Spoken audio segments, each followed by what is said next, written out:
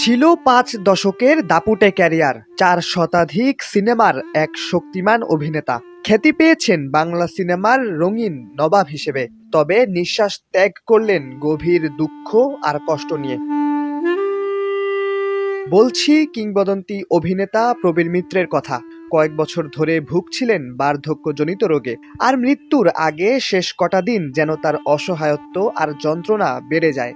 এ সময় পাশে ছিল না কোনো সহকর্মী, যাদের দীর্ঘদিনের কর্মজীবনে আগলে রেখেছিলেন প্রবীর মিত্র। ২২ ডিসেম্বর রাজধানীর একটি হাসপাতালে ভর্তি করা হয় তাকে। মৃত্যুর আগের দিন তার শারীরিক অবস্থা নিয়ে প্রতিবেদন প্রকাশ করেছিলেন চিকিৎসকরা।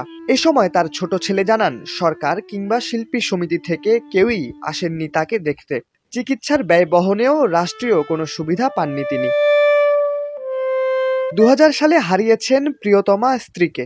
ছেলে মেয়ে প্রবাসে থাকায় প্রায় সময় একাকী দিন কাটাতেন তিনি। ১৯৪৩ সালের ১৮ আগস্ট কুমিল্লার চান্দিনায় জন্মগ্রহণ করেন বর্ষীয়ান এ অভিনেতা। তবে বেড়ে ওঠেন পুরান ঢাকায়। জলছবি চলচ্চিত্রের মাধ্যমে অভিনয় জগতে নাম লেখান।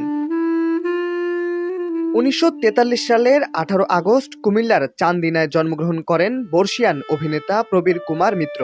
তবে বেড়ে ওঠেন পুরান ঢাকায়। জলছবি চলচ্চিত্রের মাধ্যমে অভিনয় জগতে নাম লেখান। এরপর তিতাস একটি নদীর নাম, জীবন তৃষা, শেয়ানা সহ ৪ শতাধিক বেশি সিনেমায় অভিনয় করেছেন তিনি। চলচ্চিত্রের আকাশ বর্ণিল করে ৫ জানুয়ারি রাতে শেষ নিঃশ্বাস ত্যাগ করেন তিনি। দৈনিক ডেস্টিনি, ডেস্ক রিপোর্ট।